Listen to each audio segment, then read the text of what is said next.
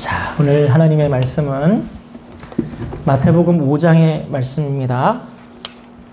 우리 마태복음 5장, 오늘은 7절의 말씀이네요. 마태복음 5장 7절의 말씀, 벌써 산상순 5번째 말씀입니다. 우리 함께 같이 한번 읽어볼까요? 5장 7절의 말씀. 우리 2번을 연속으로 한번 읽겠습니다. 자, 시작. 긍휼히 여기는 자는 복이 있나니 그들이 긍휼히 여김을 받을 것이며. 한 번 더. 긍휼히 여기는 자는 복이 있나니 그들이 긍휼히 여김을 받을 것이며. 아멘. 자, 오늘 이제 산상순의 5번째 말씀 시간입니다. 여태까지 이제 4가지 말씀을 쭉 이제 배우셨는데요. 저희가 지금 홈페이지를 오픈을 해서 거기에 이제 수요일과 주일과 오후하고 이렇게 말씀을 올려놓는데 올해 것만 올렸습니다. 작년 거는 저희가 작업을 못했고, 그래서 지난주 이제 의에 줄이고 목마른 자, 그게 이제 게재돼 있고, 이제 오늘 이게 올라갈 텐데, 지나간 것 혹시 못 보신 게 있으면 이걸 다시 보시면 이해가 될 겁니다. 이게 딱 하나만 떼서 말씀을 드리면 잘 이해가 안 될 수 있거든요. 그러니까 전거를 항상 한번 보시고 오시면 더 좋을 것 같습니다. 오늘 무슨 일 있으셨어요? 약속하셨나요, 서로? 오늘 한꺼번에 오시기로? 오늘 생각보다 많이 오셔서 깜짝 놀랐습니다. 여러분 하나님 말씀 앞에 이렇게 열정적으로 다가오시는 그 모습을 보니까 너무 마음이 기뻤고, 또 하나님께서 이 자리에 성령으로 여러분께서 좀 귀한 음성 주실 것이다라는 확신이 듭니다. 여러분 믿으십니까? 예, 저는 믿어요. 자, 그러면 오늘의 강의 주제를 한번 보겠습니다. 오늘 갈릴리 산상순의 5번째 시간이고요. 긍휼히 여기는 자의 복에 대해서 오늘 여러분과 이야기를 나누도록 하겠습니다. 예수님께서 이제 갈릴리 호숫가, 이제 산상이라고도 하고 평지라고 하는데, 그 넓은 바닷가 근처에 이제 많은 군중들이 모여 있을 때, 이제 산 위에 이제 바람을 맞으면서 그 울려 퍼지는 그 예수님의 음성을 통해서 이 산상의 수훈의 이 설교가 아니죠. 축복문이라고 했죠. 이 축복문이 퍼져나가는 것을 상상하시면서 이 말씀을 계속해서 한번 묵상을 해보겠습니다. 일단은 우리가 전주에 의에 줄이고 목마른 자에 대해서 말씀을 들었는데, 그것에 대해서 간략하게 우리 요약을 하고 우리 하나님 말씀을 계속해서 이어 듣겠습니다. 우리 강의 주제 그 밑에 보시면 3줄 글씨 되어 있는 게 있죠? 우리 함께 읽어보겠습니다. 자, 시작. 하나님은 이 세상에서는 더 이상 공의와 공정을 바랄 수 없는 신실함에 대한 지속적인 박탈을 경험한 자들에게 배부름의 복을 선언하신다.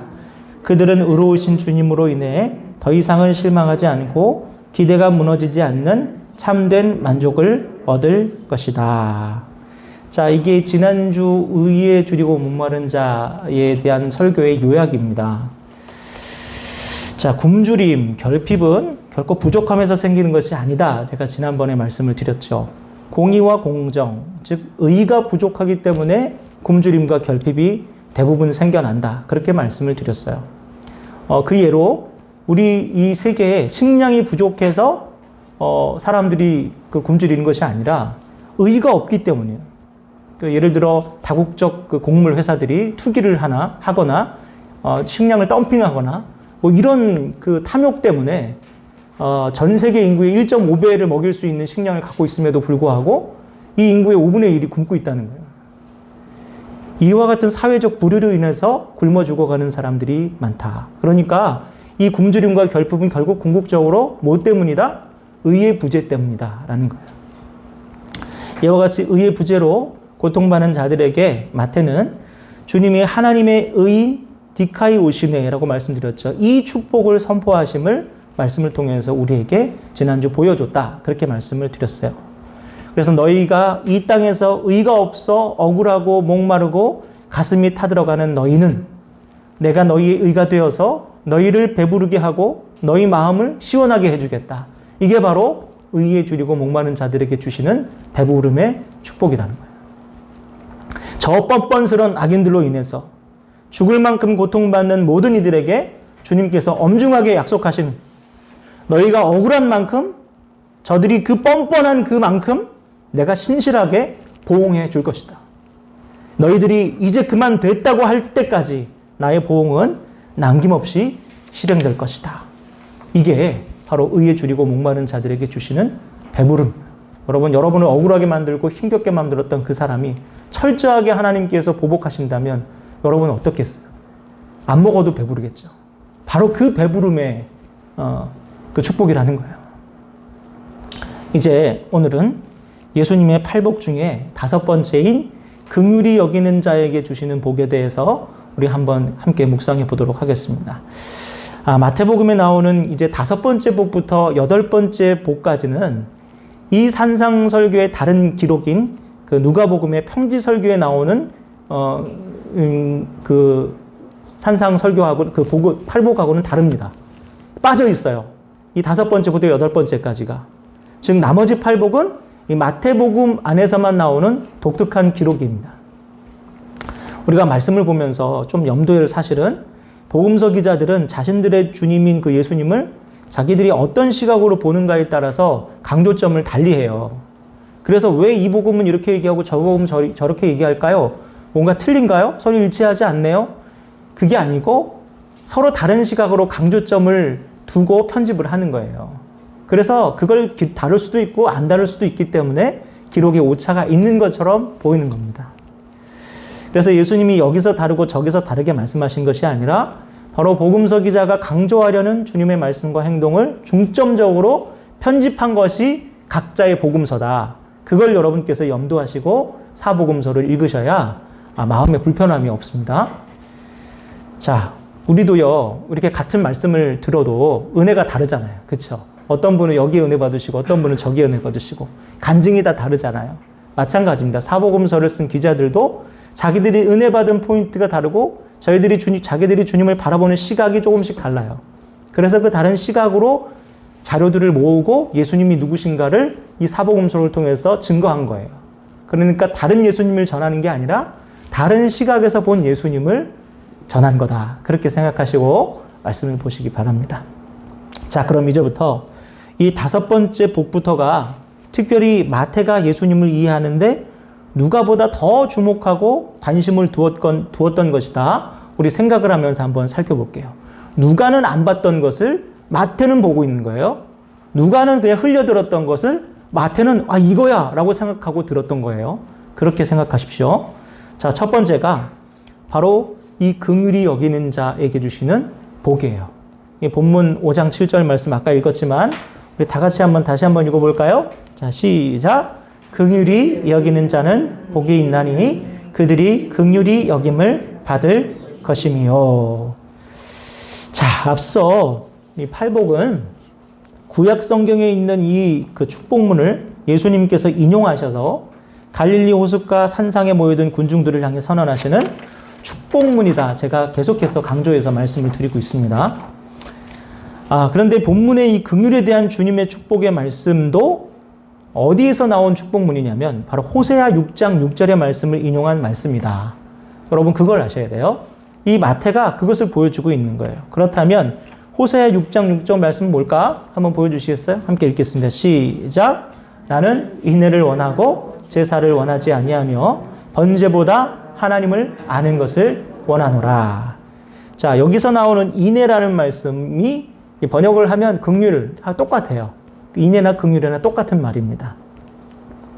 마태는 이 긍휼의 복의 문제를 또한 긍휼과 관련된 주님의 여러 비유 말씀과도 연계해서 같이 다루고 있습니다.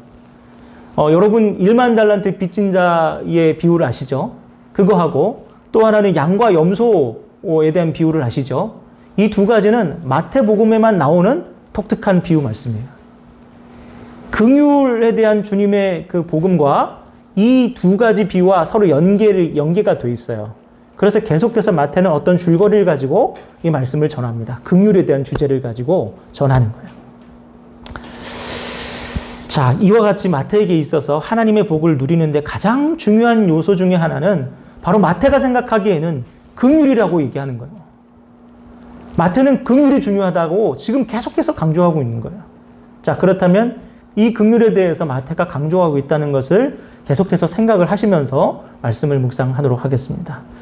자, 먼저 오늘 본문에 긍휼이라는 용어의 이 원어의 의미를 한번 살펴보겠습니다. 그 2번을 보시면 2번에 1번 보시면 헬라어로 뭐라고 되어 있습니까? 엘레오스라고 되어 있어요. 친절, 자비, 동정이라는 의미를 가지고 있는데 여러분 이것만 봐서는 우리가 알고 있는 일반적인 그 긍휼하고 비슷해요. 그런데 사실은 유대인들의 생각이나 사고나 종교적 배경을 알려면 히브리어를 알아야 됩니다.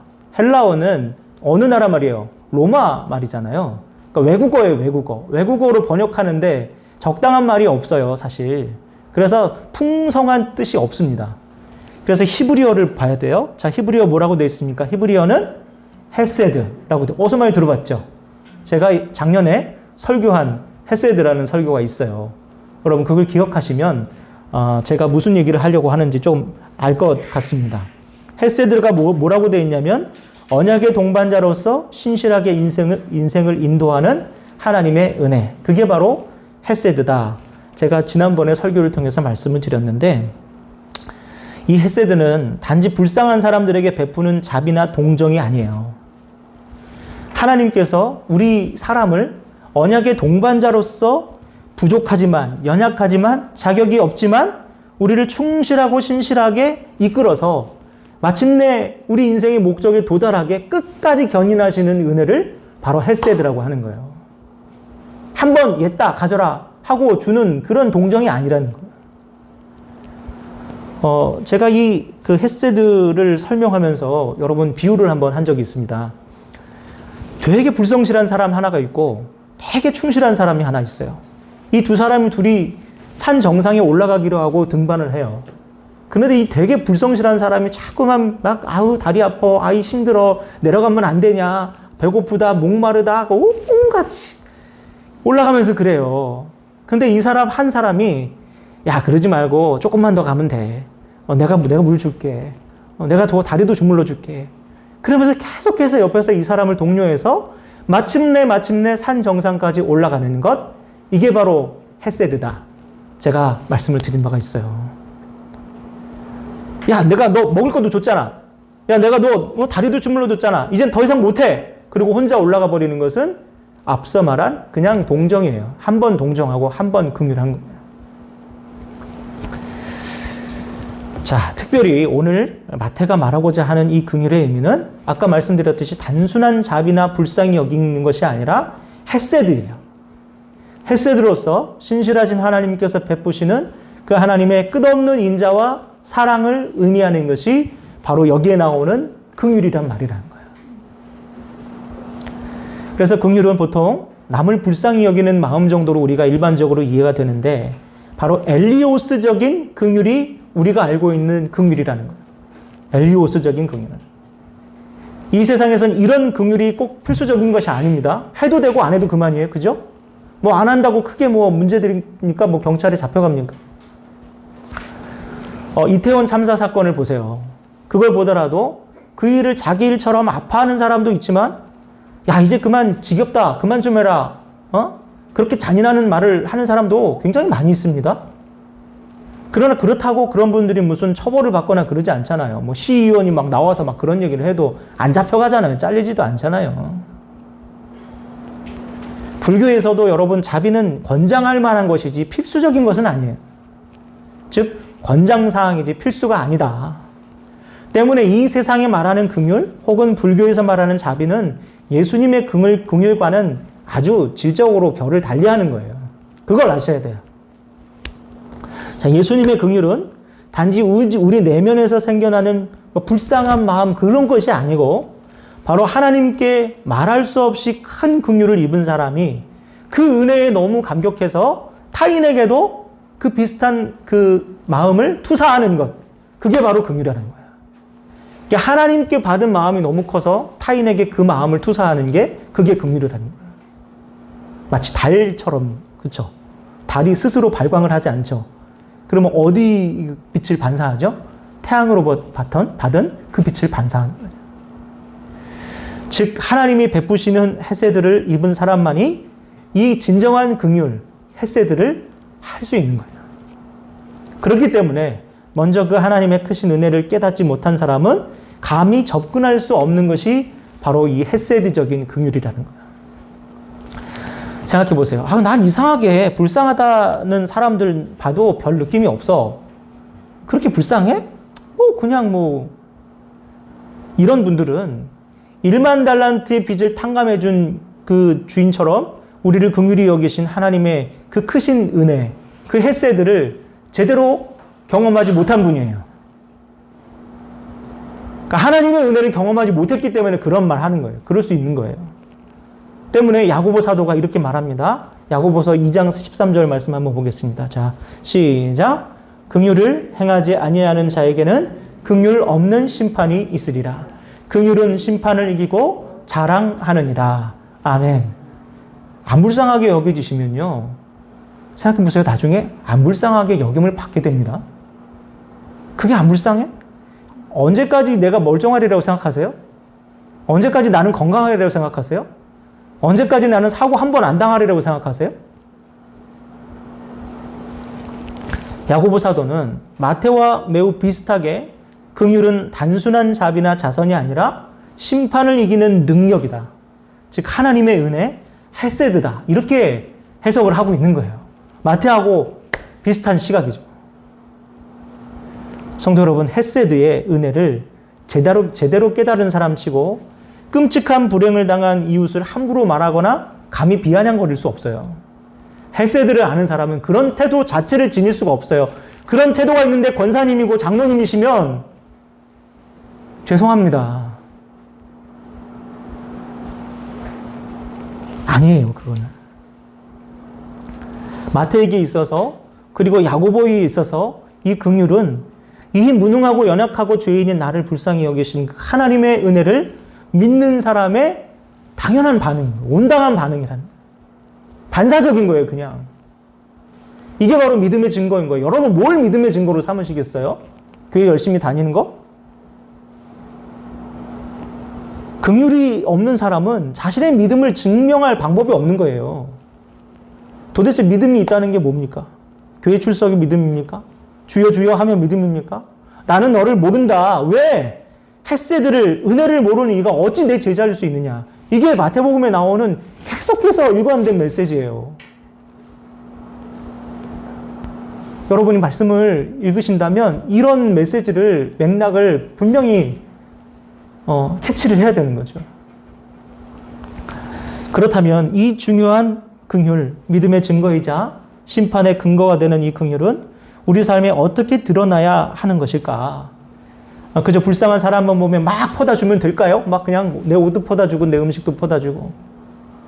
어떤 분은 분명히 남에게 베풀기는 하는데 받는 사람 입장에서 무지하게 기분이 나쁘고 모멸감을 느끼게 하는 그런 분도 있어요. 야, 뭐 하나 주면서 온갖 생색을 다 내는 사람이 있고, 남의 아픔을 쉽게 이야기하는 사람이 있어요. 정치인들이 특별히 그래요. 와가지고 뭐 준다고 막 나와서 밥 먹고 식사 자리에서 탁 얘기하는데 막 그 사람 아픔을 막 헤집어요. 막 주면서 막 그 알량한 거 주면서. 차라리 아무것도 안 하는 게 나아요. 아무것도 안 하는 게. 온전한 긍휼이 아닐 때 그 긍휼을 받는 이는 더 큰 고통을 느낀다는 거예요. 그렇다면 여러분, 어떤 것이 온전한 긍휼일까? 오늘 계속해서 제가 말씀을 드릴게요. 제가 예전에 예산에서 사역을 한 적이 있어요. 2014년도에 제가 예산에 내려가서 거기서 교육부 전체 총괄을 하면서 청년부를 사역을 맡았어요.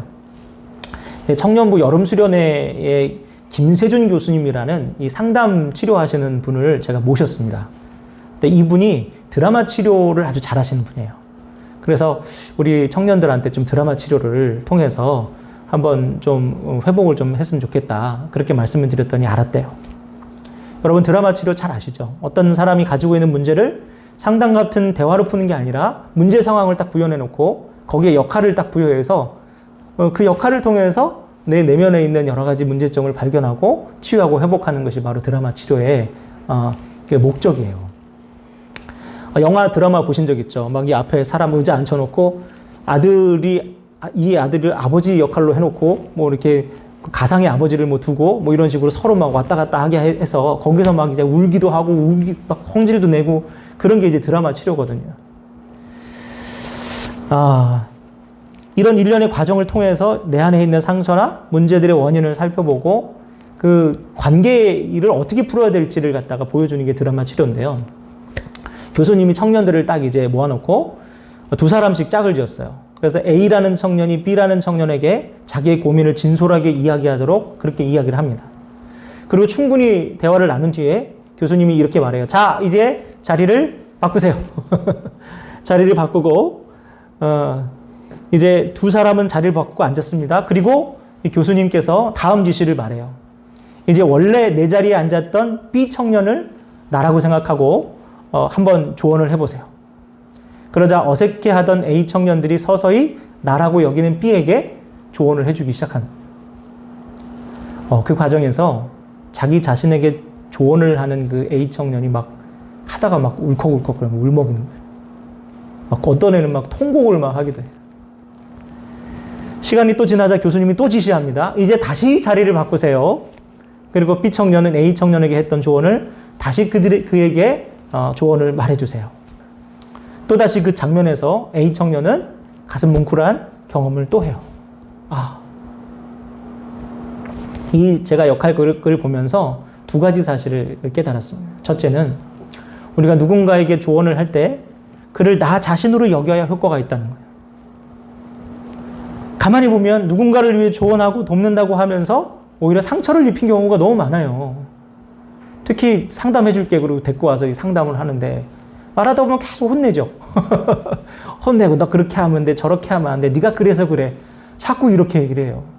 상담이 아니라 오히려 상처를 입히는 거죠. 여러분 왜 그럴까요?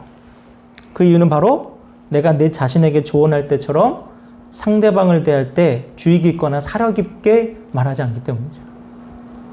상대방에 대한 깊은 이해 없이 성급하게 조언하고 성급하게 도움을 주려고 하기 때문에 상대방이 오히려 상처를 입고 마음의 문을 닫는 거죠.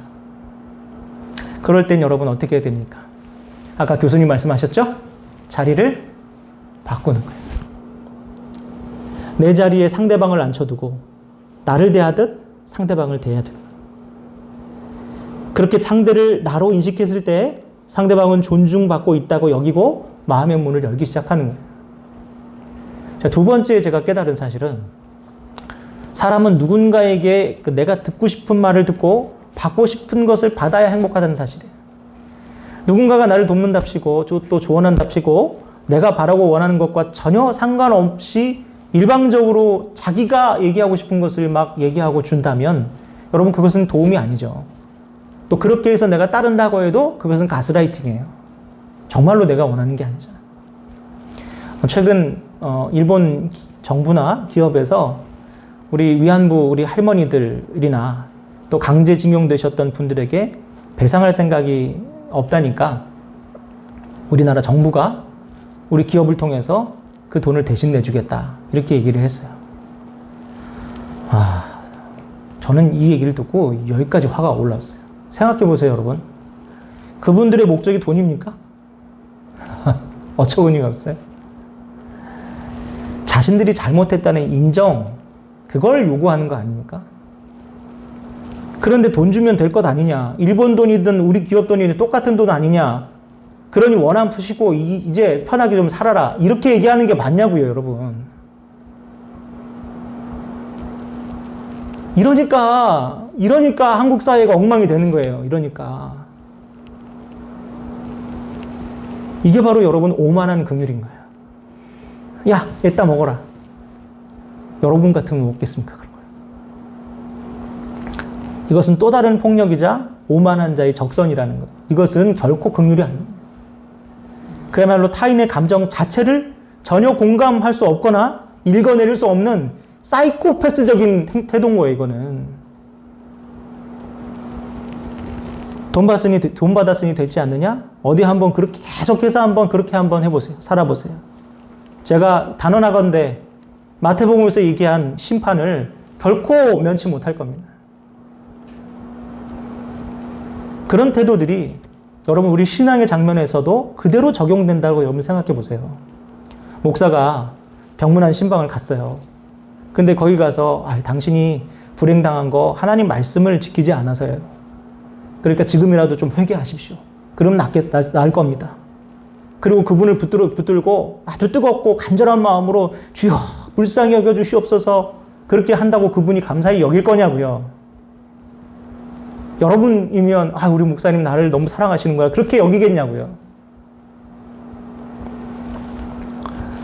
성도 여러분, 긍휼의 정신은 상대방을 대할 때 나를 대할 때 상대가 원하는 방식으로 베푸는 것이 긍휼이고 하세드인 거예요. 긍휼은 우월한 사람이 불쌍한 사람에게 아래를 내려다보면서 어이 받으세요라고 하는 베푸는 그런 동정이 아니에요. 높은 자리에서 아래를 내려다보면서 자 받아라 이렇게 던져주는 것이 그것이 예수님께서 마태를 통해서 계속해서 강조하고 있는 긍휼이 아니라는 것 우리는 분명히 알아야 됩니다. 그걸 모르고 긍휼을 베푸세요, 불쌍히 여기세요, 자선을 하세요. 피상적인 자선을 하는 기독교인들이 욕을 먹는 이유예요.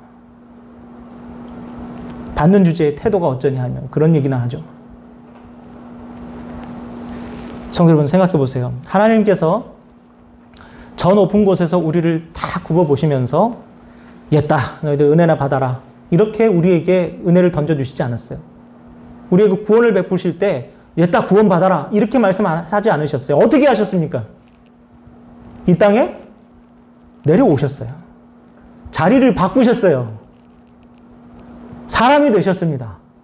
사람이 되셔서 사람의 마음을 느끼고 사람의 필요를 느끼고 사람이 뭘 간절히 여기는지를 본인도 느끼셨어요. 그래서 히브리서 기자가 이렇게 말하고 있습니다. 말씀 한번 보세요. 함께 보겠습니다. 시작. 우리에게 있는 대제사장은 우리의 연약함을 동정하지 못하실 이가 아니요 모든 일에 우리와 똑같이 시험을 받으신 이로되 죄는 없으시니라. 아멘. 여러분 이게 은혜인 거예요. 이게 헤세드인 거예요.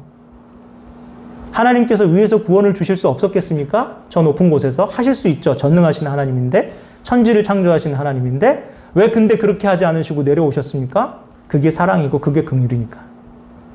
자리를 바꿔보는 게. 하나님의 긍휼은 옥상에서 현금을 살포하듯이 하늘에서 마구막 뿌리시는 게 아니에요. 자리를 바꾸시는. 존귀하신 하나님이 사람이 되셔서 사람의 자리로 바꾸어 서신 것이 바로 하나님의 긍휼이고 하나님의 구원이고 하나님의 역사고 그것이 복음이에요. 인간이 겪을 모든 희노애락을 다 본인도 겪으시고 종국에는 죽음까지 겪으시는 그것이 주님께서 우리에게 베푸신 긍휼의 방식이고 그것이 바로 헤세드고 그것이 성도가 따라가야 될 긍휼이라는 것 여러분 기억하시기를 주님의 이름으로 축원합니다. 주님은 오늘도 자리를 바꾸세요. 우리 주변이 가난한 이웃이 되셨다가 상처받은 사람이 되셨다가 낙심한 사람이 되셨다가 감옥에 갇힌 사람이 되셨다가 질병과 장애를 가진 사람이 되셨다가 하시는 것이 주님이십니다. 제가 헛소리하는 것 같습니까? 주님 그러셨잖아요. 여기 너희들 중에 가장 작은 자에게 하는 것이 바로 내게 하는 것이다. 우리는 수시로 주님을 만날 수 있어요. 왜? 주님이 자리를 바꾸셨기 때문에. 위에 안 계시고 아래 계시기 때문에. 우리는 그렇게 여러 가지 모습으로 자리를 바꾸신 주님 만납니다. 그리고 주님은 그런 나를 긍휼히 그렇게 자리를 바꾼 나를 긍휼히 여기라고 해요. 불쌍한 사람을 긍휼히 여기는 게 아니라 내가 자리를 그 사람의 자리로 바꿨으니 그런 나를 긍휼히 여기라라고 말씀하시는 거예요. 그러니까 우리가 누군가를 불쌍히 여기고 긍휼히 여기면 우리는 그 사람이 아니라 그 자리를 바꾸신 주님을 긍휼히 여기는 거예요. 이거 얼마나 놀라운 진리입니까 이게. 자리를 바꾸신 주님께 긍휼을 베푸는 그 장면을 이 마태는 양과 염소의 비유를 통해서 우리에게 보여줘요. 말씀 한번 보겠습니다. 함께 읽겠습니다. 37절부터 40절까지 시작. 이에 의인들이 대답하여 이르되 주여 우리가 어느 때에 주께서 줄이신 것을 보고 음식을 대접하였으며 목마르신 것을 보고 마시게 하였나이까. 어느 때에 나그네 되신 것을 보고 헐벗으신 것을 보고 옷 입혔나이까. 어느 때에 병드신 것이나 옥에 갇히신 것을 보고 가서 배웠나이까 하리니 임금이 대답하여 이르되 내가 진실로 너희에게 이르노니 너희가 여기 내 형제 중에 지극히 작은 자 하나에게 한 것이 곧 내게 한 것이니라 하시고. 아멘. 여러분 아멘이십니까? 아멘이에요. 어느 때 우리가 병든 사람, 어느 때 우리가 감옥에 갇힌 사람을 대접한 적이 있습니까? 거기에 주님께서 자리를 바꾸셨기 때문에 그를 대한 것이 주님께 대한 것이라는 거예요. 여러분 이게 긍휼이에요. 사람에게 하는 것이 아니라 주님께 하는 것이 긍휼인 거예요. 긍휼은 불쌍한 사람을 동정하는 것이 아니라 불쌍한 이와 자리를 교체하시고 바꾸신 그들이 되신 주님께 하는 것이 바로 긍휼이다. 여러분 이것이 긍휼의 참 정신입니다. 사랑하는 성도 여러분, 이제 말씀을 좀 이제 정리할게요. 주님은 내 이웃을 내 몸과 같이 사랑하라 그렇게 말씀하셨어요. 이와 같이 긍휼은요 내 이웃의 자리에 서는 거예요. 내 몸같이 사랑하라는 건 뭐 쉬운 얘기예요. 자리를 바꿔보라는 얘기예요. 자리를 바꾸고도 네가 그 말을 할 수 있냐? 자리를 바꾸고도 네가 그걸 할 수 있겠느냐? 그 얘기를 물어보는 거예요. 주님은 긍휼에 대해서 말씀하시면서 긍휼히 여기는 자가 긍휼히 여김을 받는다 이렇게 말씀하십니다. 이 말에서 생략된 말이 하나 있어요. 그게 뭐냐면 하나님의 라는 말이에요. 옛 그리스도인들이요 하나님이라는 말을 함부로 사용하지 않았습니다. 그래서 아도나이, 주님이라고 주로 말씀을 했어요. 그렇기 때문에 이 구절의 정확한 의미는 긍휼히 여기는 자는 하나님의 긍휼히 여김을 받는다 라는 뜻이 됩니다. 자, 우리가 누군가에게 긍휼을 베푼다는 것은 바로 하나님의 긍휼을 입는 통로가 된다. 그 말씀을 기억하면 돼요. 반대로 긍휼히 여기지 않는 사람이나 긍휼을 나보다 못한 사람에게 주는 값싼 동정으로 오해하면서 마구 던져버리는 그들은 하나님께로부터 긍휼히 여김을 얻지 못한다. 그것이 마태가 그토록 계속해서 전체적으로 자기 복음을 통해서 우리에게 알려주고자 하는 복음의 줄기라는 거예요. 자, 마지막으로 이 마태와 결을 같이 하는 야고보 사도의 아까 앞서 읽었지만 그 말씀을 한번 읽고 마무리하도록 하겠습니다. 같이 한번 읽겠습니다. 시작. 긍휼을 행하지 아니하는 자에게는 긍휼 없는 심판이 있으리라. 긍휼은 심판을 이기고 자랑하느니라. 아멘. 긍휼, 이 헤세드는 성도의 삶의 근간 같은 거예요. 긍휼히 여김은 심판을 이기고 영적 승리의 삶을 살아가게 만드는 그 믿음의 고백입니다. 자리를 여러분 바꾸셔요. 상대방의 자리에 서서 그 상대방을 나를 대하듯 하시는 것이 긍휼이고 그것이 주님께서 우리에게 베푸신 은혜임을 기억하고 그와 같이 자리를 바꾸신 여러분 주변에 있는 주님을 섬기시는 참 헤세드의 사람이 되기를 주님의 이름으로 간절히 축원합니다. 우리 구속사적인 의미라고 되어 있죠. 우리 밑에 있는 그 글을 한번 읽고 기도하고 마무리하도록 하겠습니다. 함께 읽겠습니다. 시작. 긍휼의 정신은 단순히 불쌍한 이를 동정하는 것에 있는 것이 아니라 불쌍한 이와 자리를 바꾸시고 그들의 삶을 직접 체휼하신 주님의 마음, 즉 헤세드를 이해하고 실천하는 것이다. 주님께서 불쌍한 소자를 자처하신 것은 성도가 그들에게 베푸는 긍휼을 통해 진정한 복음을 깨닫고 누리며 하나님의 나라인 천국을 살게 하시기 위함이다. 아멘. 긍휼, 이 헤세드는 복음을 관통하는 복음의 근간이라는 것을 기억하시고 이것들을 품으시고 이것들을 실천하며 사시는 복음의 사람들 되기를 다시 한번 주님의 이름으로 축원합니다. 기도하겠습니다.